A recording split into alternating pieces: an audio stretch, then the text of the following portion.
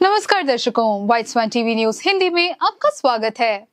दुनिया की सबसे बड़ी आर्थिक शक्ति अमेरिका का शासन तंत्र ठप हो गया है।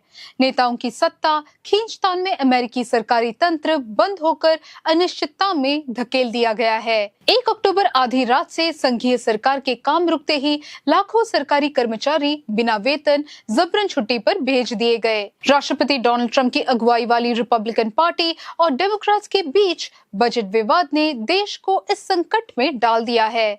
महज राजनीतिक फायदे के लिए पूरी अर्थव्यवस्था को नुकसान पहुंचाने का नजारा अब वॉशिंगटन में दिख रहा है। नए वित्तीय वर्ष के लिए फंडिंग बिल पारित नहीं होने से सरकार शटडाउन की स्थिति में पहुंची।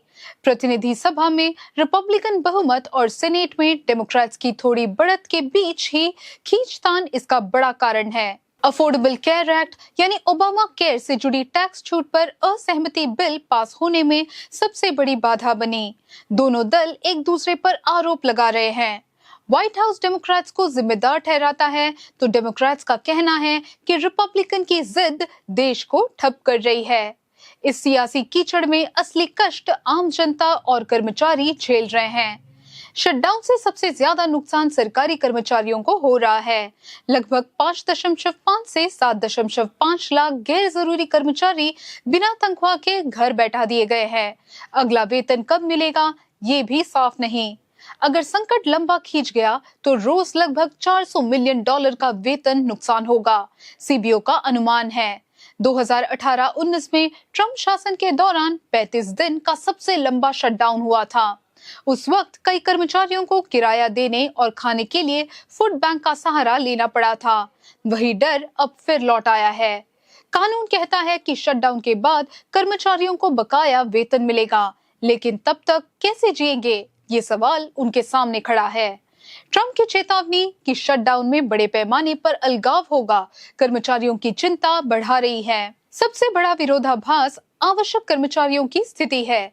सेना, FBI, CIA, सीमा सुरक्षा बल और एयर ट्रैफिक कंट्रोलर जैसे कर्मचारियों को ड्यूटी करनी पड़ेगी, लेकिन उन्हें तनख्वाह नहीं मिलेगा। बिना वेतन राष्ट्र के लिए काम करना उन्हें मजबूरी में गुलाम जैसा बना रहा है। पहले शटडाउन में बिना तनख्वाह एयर ट्रैफिक कंट्रोलर्स के बीमार अवकाश लेने से हवाई यातायात अस्त व्यस्त हुआ था। इस बार भी ऐसी आशंका है तो यात्रियों को भारी परेशानी उठानी पड़ सकती है। हवाई अड्डों पर लंबी कतारें, उड़ानों में देरी, नेशनल पार्क और म्यूजियम बंद होना लगभग तय है। आर्थिक विकास पर इसका गंभीर असर होगा। बाजार में मंदी और जनता की क्रय शक्ति में गिरावट आएगी। ये राजनीतिक नाटक कब खत्म होगा इस पर कोई निश्चितता नहीं। 2018 का शटडाउन 35 दिन चला था। इस बार भी विवाद फौरन सुलझता नहीं दिखता है, यानी संकट दिनों या हफ्तों बढ़ सकता है।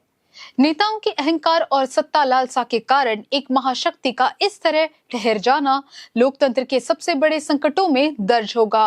अब देखना यह है कि जनता इस राजनीतिक खेल का क्या जवाब देती है।